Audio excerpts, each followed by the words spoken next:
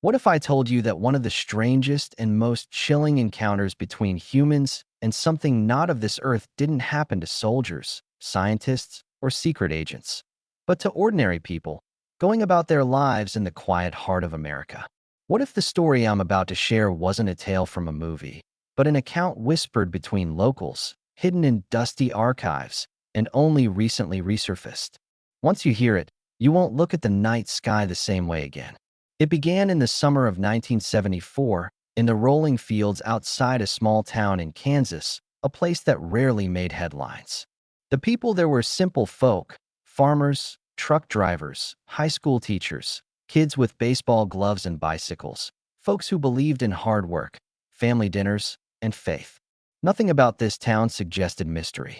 But that year, something appeared above the fields that turned ordinary nights into nights of terror and left witnesses with questions that would haunt them for decades.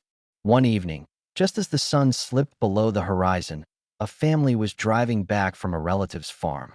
The father, Harold, a quiet man who rarely spoke more than he had to, was at the wheel. His wife, Linda, sat beside him, while their two children were dozing off in the back seat. The road was empty, lit only by their headlights and the last faint traces of twilight. That was when Harold noticed it, a strange, pulsing light hovering above the cornfields, far too low to be a star, too silent to be a plane, and too steady to be a trick of the eye. At first he thought it might be a helicopter, but there was no sound, no rotor wash, nothing but the glow, soft, amber, and alive. As they drove closer, the light shifted, gliding effortlessly across the field, keeping pace with their car. Linda gasped, clutching Harold's arm, whispering that they should turn back, but he pressed on, curiosity overpowering fear. Suddenly, the radio in the car crackled, static erupting, the station vanishing as if swallowed by silence. The children stirred, rubbing their eyes, confused by the noise. Then, without warning, the headlights dimmed, the engine sputtered, and the car slowed to a crawl, though Harold's foot pressed firmly on the accelerator. Above them, the light descended lower, bathing the car in a golden haze. The family sat frozen, breathless, the world around them eerily still, even the crickets and frogs silenced as if nature itself was holding its breath. Harold gripped the wheel, his knuckles white, his heart hammering so hard he could hear it in his ears. Then, without explanation, the car rolled to a complete stop. The children began to cry softly, their voices trembling in the suffocating quiet. Linda whispered a prayer under her breath, her hands shaking as she reached for Harold. The light, impossibly bright now, hovered no more than 20 feet above them, yet it didn't blind. It illuminated the car in a way that felt unnatural, as though the light was not just shining but touching, probing, searching. Harold forced himself to step out of the vehicle, ignoring Linda's desperate pleas for him to stay inside. The night air was cool, but as soon as he set foot on the gravel road, he felt warmth radiating from above, as if he were standing beneath an invisible sun. He squinted upward, shielding his eyes, and what he saw made his breath catch. The light wasn't just a light. It was attached to something massive, a shape almost invisible against the dark sky, as though the stars themselves bent around it. The surface shimmered faintly, metallic yet fluid, as if it were alive. For a brief moment, Harold's fear gave way to awe. He was staring at something beyond human, something that no machine on Earth could explain. The object pulsed, a deep hum resonating through the ground, vibrating in his chest. Then, a beam of pure white light shot down, enveloping Harold in its glow. Linda screamed, the children shrieked, and the air seemed to ripple as Harold's body lifted from the ground, weightless, powerless, suspended in the radiance. He tried to shout, to fight, but no sound came from his throat. In those final moments before he vanished into the craft, Harold saw something move within the light, a silhouette. Tall, slender, with limbs too long and a head too large for any human form. And then, as suddenly as it had begun, the night was silent again. The light disappeared. The car's engine roared back to life, and Linda was left gripping the steering wheel, sobbing uncontrollably, her children pressed against her, with the empty space beside them where Harold should have been. Inside the light, there was no falling, no rising, no sense of direction at all, only weightlessness, as though Harold had been suspended in thick, invisible water, his body both frozen and floating at the same time, his thoughts strangely clear despite the panic clawing at him. The golden haze dissolved into a vast chamber unlike anything he could comprehend. The walls shimmered like liquid metal, shifting and bending as if alive, yet perfectly still, reflecting faint ripples of light that had no source. He tried to shout, to demand answers, but his voice was gone, swallowed before it could leave his lips, and he realized he was breathing though there was no air, no wind, no sound. That was when he saw them, figures emerging from the walls themselves, as though the craft had given birth to them, tall and impossibly thin, their movements deliberate, graceful, alien in every sense of the word. Their heads were elongated, their eyes vast and black, not reflective but absorbing, pulling him in, making him feel as though every thought, every memory, every hidden fear was being laid bare. He wanted to turn away, but couldn't. One of the beings stepped closer, its gaze penetrating so deeply that Harold felt a sudden rush of images in his mind. Fields of stars, planets spinning in silence, oceans under twin suns, landscapes so foreign his mind struggled to hold them, and then flashes of Earth, his own childhood, his family, his home, all mixed with visions of storms, fire, and shadows of machines unlike any human design. The being raised a slender hand, and Harold felt a heat spread through his chest, not painful but invasive, like invisible fingers sifting through him. He was lifted onto a surface that wasn't a table but a seamless extension of the floor, rising effortlessly beneath him, molding perfectly to the contours of his body. He tried to move, but an unseen force pressed him down, not harsh, but absolute. From the ceiling above, thin strands of light descended, wrapping around his arms and legs, not touching the skin, yet holding him firmly. His pulse raced, his heart hammering, but at the same time, a strange calm seeped into him, as though the fear was being drained away against his will. The beings began to move around him, silent, communicating without words, their heads tilting in unison, their black eyes flickering faintly with unreadable signals. Then one of them leaned closer, placing its long fingers near his temple, and in an instant his mind was no longer his own. He saw the town from above, the car stranded on the road, his wife's terrified face pressed against the window, the children crying, every detail magnified and burned into his consciousness. He tried to resist, to block it, but the images kept coming, rivers of data pouring into his thoughts, memories not his own. He saw humans across centuries, moments of war, invention, discovery, loss. He saw strange maps of energy grids wrapping around the Earth, veins of light crisscrossing the planet, as if every living thing was connected in a network beyond comprehension. Then came flashes of the being's world, endless cities glowing with colors unseen by human eyes, towering structures that bent gravity itself, skies filled with silent crafts, and beings moving together as if guided by one mind. Harold gasped, though no breath left his lips, overwhelmed by the torrent of visions. He realized they weren't showing him out of cruelty, but out of intent, as if delivering a message he could barely understand. The pressure in his skull intensified until tears streamed down his face, and just as he thought his mind would break, the vision stopped. The being pulled its hand back, and Harold lay trembling, drained but alive. The figures stepped away, and the chamber shifted, the walls folding into each other like liquid, forming an opening that revealed an endless void of stars. For the first time since arriving, Harold heard something, soft, resonant, not with his ears but inside his head, a voice both foreign and familiar, speaking without words. "You are witness." His heart froze. The meaning was simple, undeniable. He was not chosen at random. He was there to see, to remember, to carry something back. And then, with a rush of light, the chamber collapsed into itself, the figures dissolving like smoke, the stars folding inward, and Harold felt himself pulled backward, falling without falling, until he was once again surrounded by the golden glow. The next thing he knew, he was standing on the side of the road beside the car, knees buckling, breath returning in ragged gasps, his wife screaming his name as she leapt from the driver's seat to catch him. The children were sobbing, clinging to her skirt, and Harold collapsed into her arms, shaking, drenched in cold sweat though his body radiated unnatural warmth.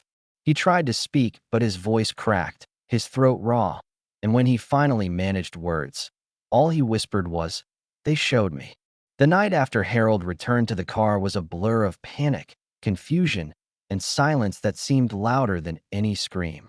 Linda drove with trembling hands, glancing at her husband slumped against the passenger seat, his skin clammy yet radiating that strange warmth, his eyes half open as though he were caught between waking and a dream.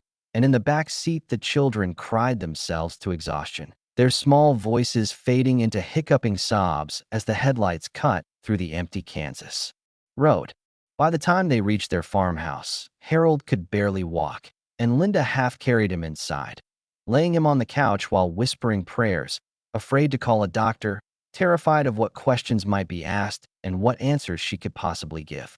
Through the night, he drifted in and out, muttering fragments of words that made no sense: stars, networks, cities of light, and sometimes jerking awake with a gasp as though drowning in an invisible ocean.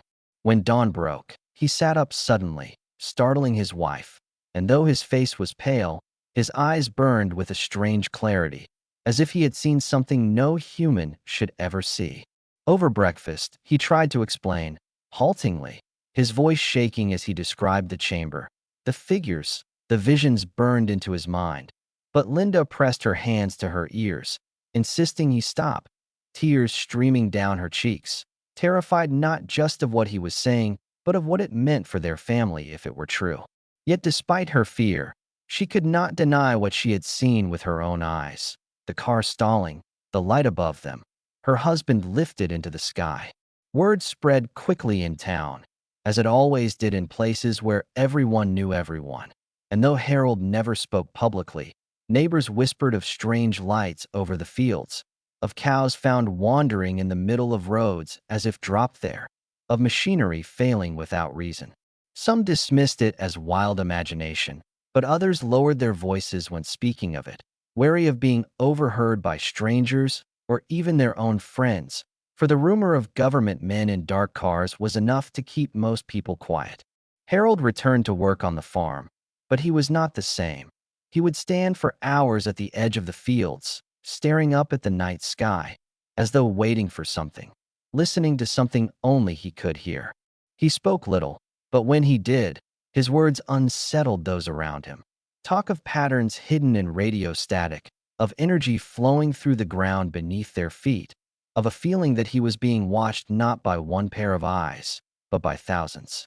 The children, though young, carried their own scars. They drew pictures at school of glowing discs and tall, faceless figures, confusing their teachers, frightening their classmates. Linda begged Harold to stop talking, to let it go, to bury the memory and move on, but he couldn't, and in time his silence was replaced by an obsession that consumed him. He began collecting maps, drawing lines between towns where sightings had been reported, marking symbols no one else understood, his desk littered with notes in handwriting that grew more frantic by the week. Sometimes, late at night, he would wake Linda, pointing out the window at lights moving silently across the sky, insisting they were back, that they were watching. She would see nothing but stars, yet his certainty shook her, and in her heart, she feared he was right. And then came the nights when the neighbors began to see the lights too, hovering over silos, darting across fields, vanishing before anyone could chase them. Radios crackled with voices no one could trace. Cattle were found clustered in perfect circles, and entire households reported losing hours from their evenings, waking with no memory of what had passed. The town grew restless, divided between those who wanted to pretend nothing was happening and those who were convinced they were being studied like insects under glass.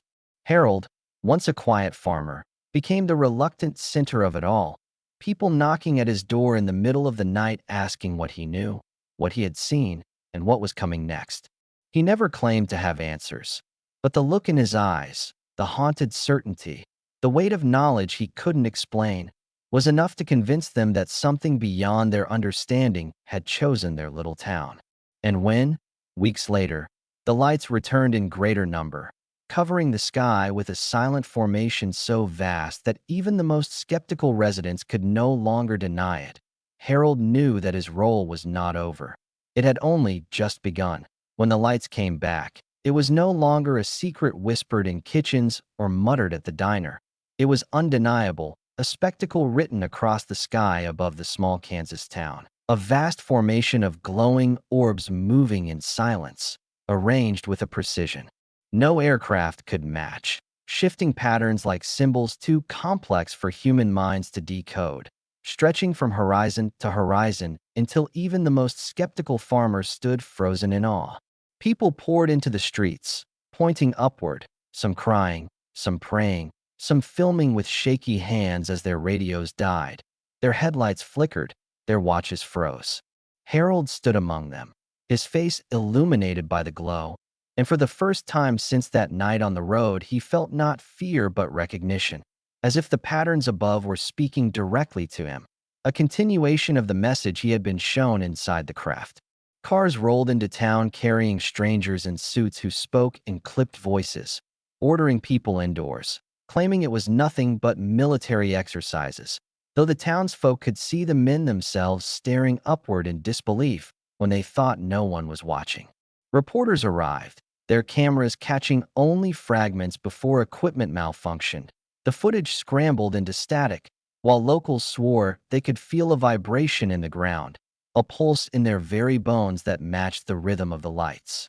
Linda clutched their children, begging Harold not to get involved, not to draw attention to their family. But Harold could no longer stay silent.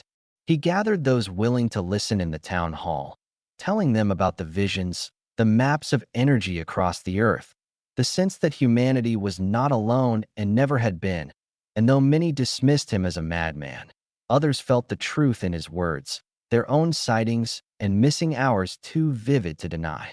The town split apart. Some wanted to forget, to return to their lives, while others demanded answers, pressing the authorities who arrived in greater numbers each day, their black vehicles lining the fields, their presence a reminder that someone, somewhere, already knew far more than they admitted. Tension grew as livestock vanished overnight, crops withered in perfect geometric shapes, and power outages struck without warning, always in the presence of strange lights dancing in the distance.